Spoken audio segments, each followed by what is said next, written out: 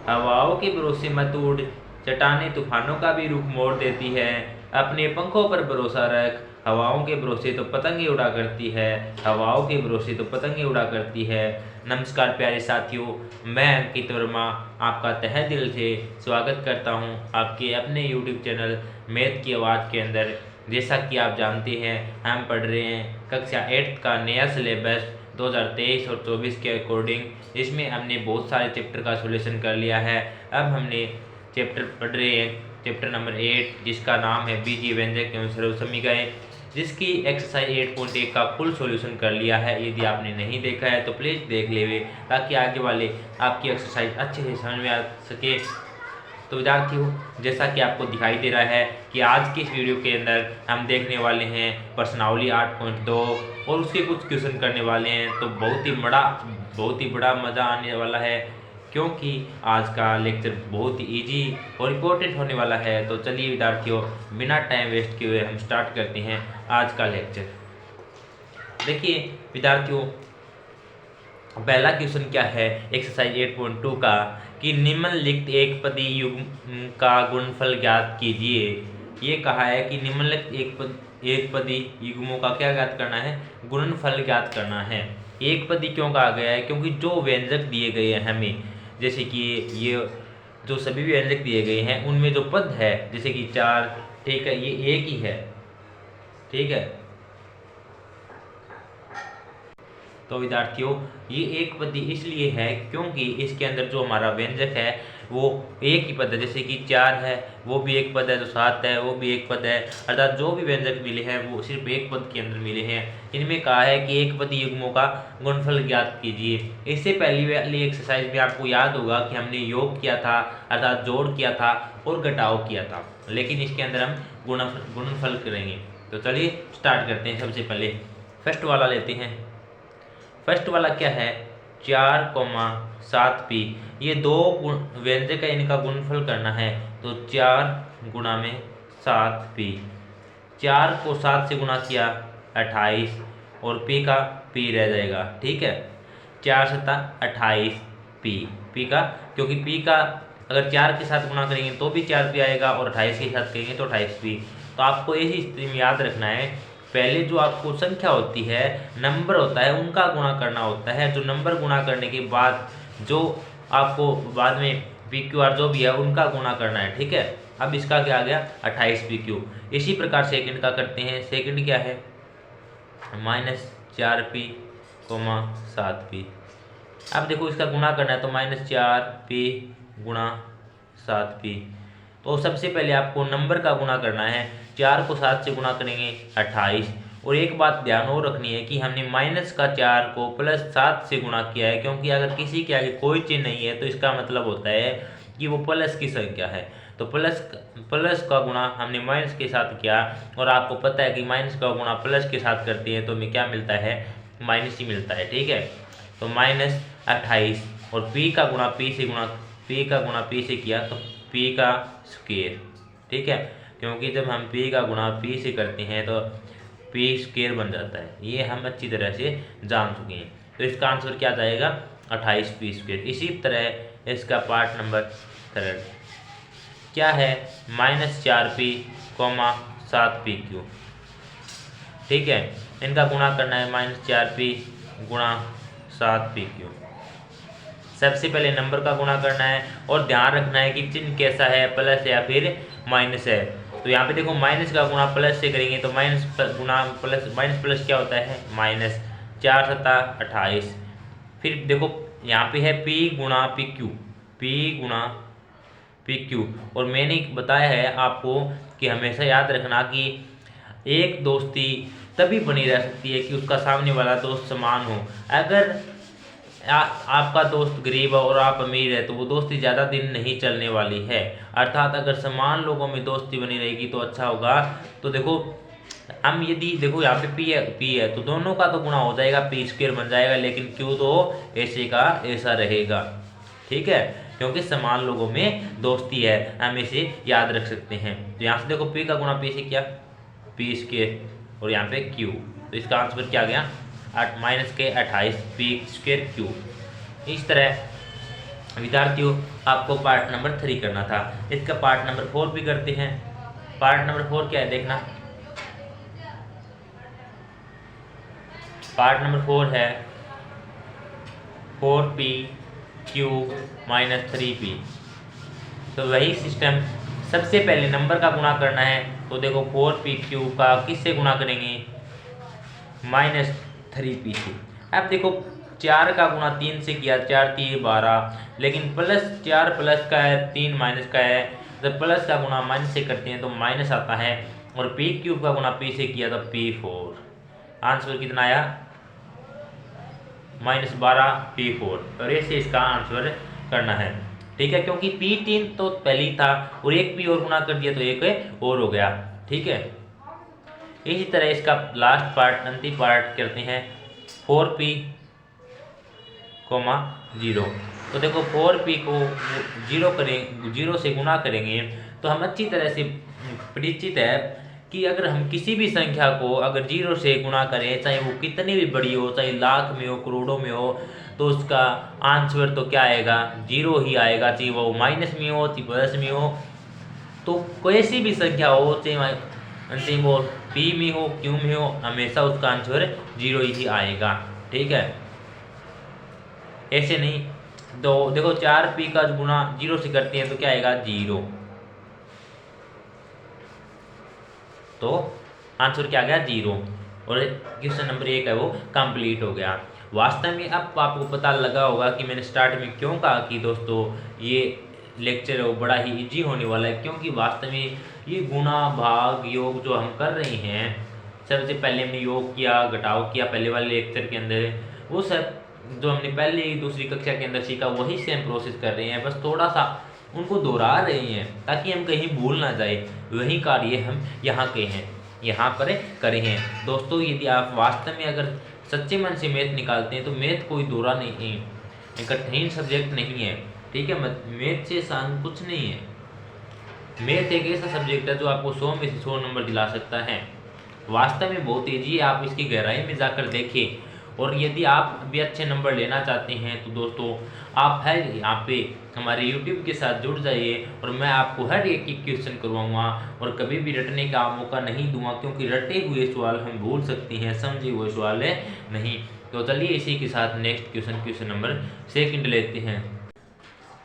तो विद्यार्थियों ये रहा हमारा क्वेश्चन नंबर 2। क्वेश्चन नंबर 2 बड़ा ही मस्त क्वेश्चन है और मज़ेदार भी है। देखना क्या कह रहा है क्वेश्चन, ध्यान से समझना कि निम्नलिखित एक पदी युग्मों के रूप में लंबाई एवं चौड़ाई रखने वाले आयत का क्षेत्रफल ज्ञात कीजिए। क्वेश्चन को समझना है वो भी बिल्कुल ध्यान से। निम्नलिखित एक पदी जो दिया हुआ है वो एक पद के अंदर है, ठीक है। ये निम्नलिखित एक पदी युग्मों के रूप में लंबाई एवं चौड़ाई रखने वाले आयत का क्षेत्रफल ज्ञात कीजिए। तो विद्यार्थियों देखना क्या कहा है कि एक पदी का मतलब जो दिया हुआ है वो एक पद में, जैसे कि 10m है वो भी एक पद में है।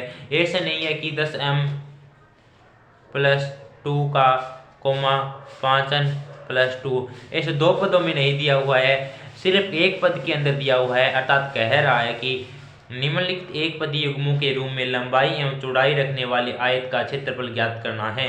तो जैसा जैसा क्वेश्चन में बोला जाता है उसके अकॉर्डिंग हमें डलना होता है। एक पदी हम जानते हैं ये दिया हुआ है, ठीक है, लंबाई दी है, चौड़ाई दी है, और एक आयत है। मान हम जानते हैं कि आयत क्या होता है, जैसे कि चलो समझते हैं आयत क्या होता है। आयत क्या होता है, आयत की आमने सामने वाली भुजा क्या होती है, बराबर होती है। मान लो कि ये 6 सेमी है और ये 6 भी सेमी है, तो ये 2 सेमी है, ये 2 सेमी है, ठीक है। अर्थात जितनी ये भुजा होगी इतनी यही भुजा होगी, अर्थात आमने सामने वाली भुजा बराबर होती है। अगर हमें इस भुजा का पता चल जाए और इस भुजा का पता चल जाए तो हम चारों का पता लगा सकते हैं। कैसे, क्योंकि ये जितनी होगी उतनी ये होगी और ये जितनी होगी उतनी ये होगी। तो इसलिए हमें दो भुजाओं का लंबाई, जैसे कि देखो लंबाई और चौड़ाई दी गई है, पहले लंबाई नाम आया है तो लंबाई कितनी है, जैसे कि मैं यहाँ पे एक आयत बनाता हूँ, ठीक है।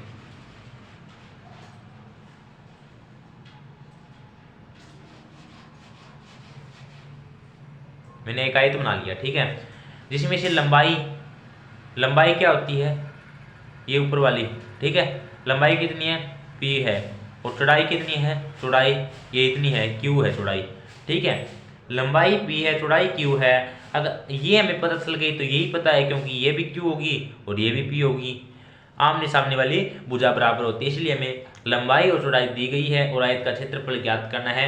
और हम आयत का क्षेत्रफल बहुत अच्छे से जानते हैं, क्योंकि हमने छोटी क्लास से पढ़ना स्टार्ट कर दिया है। आयत का क्षेत्रफल क्या होता है, लंबाई गुणा चौड़ाई। आयत का क्षेत्रफल क्या होता है, लंबाई गुणा चौड़ाई, ये हम जानते हैं। और इसी सूत्र के अंदर हमें जो लंबाई और चौड़ाई का गुणा करके आंसर निकालना है। वास्तव में बड़े ही इजी क्वेश्चन है, तो चलिए इसको हल करते हैं। वास्तव में जो आपका चैप्टर नंबर 8 है बीजगणित सर्व समीकरण, बिल्कुल इजी है। लगभग कक्षा 8 का जो पूरा सिलेबस है बहुत ही इजी है, और मैं बिल्कुल आपको बेसिक कॉन्सेप्ट के साथ कराऊंगा। जो आपको चैप्टर हार्ड लगते हैं पर आपको कभी भी लाइफ में रटना नहीं दोस्त। तो देखिए सबसे पहले हम इसको करते हैं। मान लो कि ये फर्स्ट है और ये सेकंड है, ये थर्ड है। फर्स्ट को करते हैं। फर्स्ट है जैसे कि P, Q। तो यहाँ पे देखिए जो P है वो लंबाई है और Q है वो चौड़ाई, क्योंकि पहले लंबाई दी है फिर चौड़ाई दी है। तो लंबाई कितनी है यहाँ पे हमारे पास, लंबाई है और P है और चौड़ाई है वो है Q, ठीक है। हमें क्या करना है, आयत का क्षेत्रफल, और आयत का क्षेत्रफल तो हम अच्छे तरीके से जानते हैं। आयत का क्षेत्रफल क्या होता है, आयत का क्षेत्रफल लंबाई गुणा चौड़ाई होता है, ठीक है, ये होता है। तो लंबाई कितनी थी दोस्तों, P थी, लंबाई P थी और गुणा में चौड़ाई कितनी थी, Q। तो P का गुणा Q से किया, आंसर क्या आ गया PQ, और यही इसका आंसर हो गया। इसी तरह सेकंड वाला करना है। सेकंड वाला क्या है, 10m + 5n। इन लंबाई कितनी है, यहाँ पे लंबाई को मैं L से दर्शाऊंगा, लंबाई है 10m और चौड़ाई को B से, ब्रेथ होता है चौड़ाई, ठीक है, ब्रेथ कितनी है 5। और हम क्षेत्रफल जानते हैं, क्षेत्रफल क्या होता है, लंबाई गुणा चौड़ाई, अर्थात L गुणा B। लंबाई कितनी है 10 गुणा चौड़ाई कितनी है 5, सॉरी 10m है, 10m गुणा 5 है h n, सॉरी, ठीक है। तो देखिए 10 का 5 से गुणा किया 50 आया, और m का n से गुणा किया n आया, ठीक है, 50mn इसका आंसर हो गया, ठीक है। इस तरीके से विद्यार्थियों आपको क्वेश्चन हल करना होगा। देखिए इतना बड़ा क्वेश्चन नहीं है, छोटे छोटे, बस आपको पता होना चाहिए कि क्वेश्चन वाला क्या कह रहा है, उसके अकॉर्डिंग चलना होता है, ठीक है। तो चलिए इसके नेक्स्ट पार्ट करेंगे ताकि आपको लास्ट तक बिल्कुल समझ में आ जाएगा, कोई भी डाउट नहीं रहेगा। तो देखिए पार्ट नंबर 3 करते हैं। क्या कहता है पार्ट नंबर 3, 20x² 5y², जहाँ लंबाई कितनी दी हुई है विद्यार्थियों, लंबाई है 20x²। पहले वाली लंबाई मान रही है, सेकंड वाली चौड़ाई मान रही है, क्योंकि पहले लंबाई का नाम है फिर चौड़ाई का नाम है। चौड़ाई कितनी है, चौड़ाई है 5y²। इनका क्या करना है, गुणा करना है। क्यों करना है, क्योंकि हम जानते हैं कि आयत का क्षेत्रफल क्या होता है, आयत का क्षेत्रफल क्या होता है, लंबाई गुणा चौड़ाई होता है, ठीक है। लंबाई कितनी है 20x², गुणा में चौड़ाई कितना है 5y²। अब 20 को 5 से गुणा करेंगे तो क्या आएगा 100, 20 पंजा 100, x² को y² से गुणा करेंगे x² y²। देखिए विद्यार्थियों सिर्फ गुणा करने के अलावा कुछ नहीं है, बस आपको गुणा करना आना चाहिए। आई होप कि आप समझ रहे होंगे, मैं समझा रहा हूँ, क्योंकि इसमें सिर्फ गुणा करना है और समझना है कि क्षेत्रफल है तो क्षेत्रफल का सूत्र लगा के उसके अकॉर्डिंग रखना है। तो थर्ड जो फोर्थ है वो क्या है, 4x, 3x²। यहाँ पे लंबाई है वो कितनी है 4x है, और चौड़ाई है वो कितनी है, चौड़ाई है वो कितनी है 3x²। तो क्षेत्रफल कितना हो जाएगा, हम जानते हैं क्या होता है, लंबाई गुणा में चौड़ाई, तो लंबाई कितनी है, लंबाई है हमारे पास 4x, ये देखो गुणा में चौड़ाई कितनी है 3x², गुणा कर दो, 4 को 3 से गुणा किया 4 दिए सर ये तो 12 होता है, ठीक है। x को x² से गुणा करेंगे, 2x तो पहले ही थी, x की पावर 2 थी और एक पावर ये है। और तब आपको पता है कि देखो गुणा पावर का गुणा करना सिखाता हूँ, यहाँ पे देखना कि एक x था, x की पावर 1 है और एक x की पावर स्क्वायर है, इसका गुणा करते हैं। जब गुणा करते हैं और ये आधार जो बेस बोलते हैं x वाला, अगर ये समान हो तो घातीय आपस में क्या होती है, जुड़ जाती है। आधार सेम है, आधार क्या था x और बेस समान है ना, अर्थात आधार समान है तो घातीय 2 और 1 3, गुणा करा x³ और हम डायरेक्ट ऐसे कर लेते हैं x की पावर 1 और x की पावर स्क्वायर का गुणा करते हैं तो क्या आता है x³। लेकिन सही मायने में इसका तरीका ये होता है करने का, ठीक है। इसका पार्ट नंबर 4 भी हमने कर लिया है। वास्तव में बड़ी इजी क्वेश्चन है, वास्तव में आपको भी मज़ा आ रहा होगा क्वेश्चन करने में, मैथ आपको भी लगने लगी होगी कि इजी है, क्योंकि अभी तक हमने 5 चैप्टर किए, इतने इजी तरीके से मैंने कराने की कोशिश की है और भी आगे आपके लिए बहुत से कॉन्सेप्ट लेके आता रहूँगा। लेकिन विद्यार्थियों आप है वो हमेशा अपनी तैयारी और अपना मेहनत लगाए रखना, और ताकि मुझे भी मोटिवेशन मिल सके। और कमेंट करके बता देना कि आपको कैसा लग रहा है वीडियो। तो देखना लास्ट क्या है, 3mn, 4np, ठीक है। तो यहाँ पे लंबाई कितनी है दोस्तों, लंबाई है 3mn और चौड़ाई कितनी है, चौड़ाई है 4np। और क्षेत्रफल जानते हैं हम कितना होता है क्षेत्रफल, क्षेत्रफल होता है लंबाई गुणा चौड़ाई, और हम हाइट के लिए पढ़ रहे हैं तो लंबाई गुणा में चौड़ाई। तो लंबाई कितनी है विद्यार्थियों, ये देखो लंबाई 3mn है तो 3mn गुणा चौड़ाई कितनी है 4np। तो देखो 3 का गुणा 4 से करते हैं, 3 जो कि 12, m का गुणा देखो अभी मैंने पीछे बताया था आपको, देखो mn का गुणा किसे करना है np से। और आपको पता है कि सबसे पहले आपको नंबर का गुणा करना होता है, 4 का गुणा हमने 3 से कर दिया, 4 दिए 12, लेकिन अब हमें mn का गुणा np से करना है।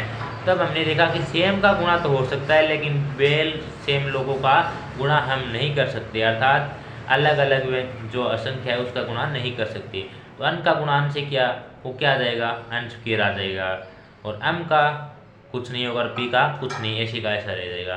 तो mn²p, ठीक है, mn²p, इसका गुणा क्या हो जाएगा mn²p। समझ गए होंगे कैसे आया, 3 को 4 से गुणा किया 12 और m का गुणा, m का कोई सेम सगा नहीं था तो m अकेला रह गया, और n का गुणा n से किया n² और p का भी कोई सगा नहीं था तो p भी अकेला बच गया, अर्थात 12mn²p इसका आंसर आ गया और यही इसका आंसर है।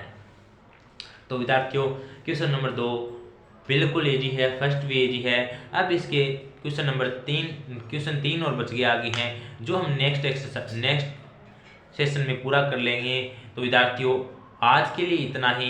यदि आपको अगर क्वेश्चन समझ में आए हैं और वीडियो अच्छी लगी है तो प्लीज़ लाइक जरूर कर देना, और चैनल पर नए हैं तो चैनल को सब्सक्राइब जरूर कर देना, और जो पास में बेल आइकन उसे भी प्रेस कर लेना ताकि आने वाली सभी वीडियो का नोटिफिकेशन आपको मिलता रहे और आपकी पढ़ाई है वो रेगुलर चलती रहे। तो विद्यार्थियों हम आगे के 3 क्वेश्चन नेक्स्ट लेक्चर में करके इस एक्सरसाइज को कंप्लीट कर देंगे। हम हर एक क्वेश्चन को कर रहे हैं, कोई भी क्वेश्चन नहीं छोड़ रहे हैं, पर आपको इस हर एक क्वेश्चन को अच्छे से इनकी मेहनत करके इनका आपको घर पे सोल्व करना है। तो विद्यार्थियों आज की वीडियो के अंदर इतना ही। हम मिलते हैं इसी एक्सरसाइज 8.2 के नेक्स्ट लेक्चर के साथ, तब तक के लिए इजाज़त चाहता हूँ। जय हिंद, जय भारत।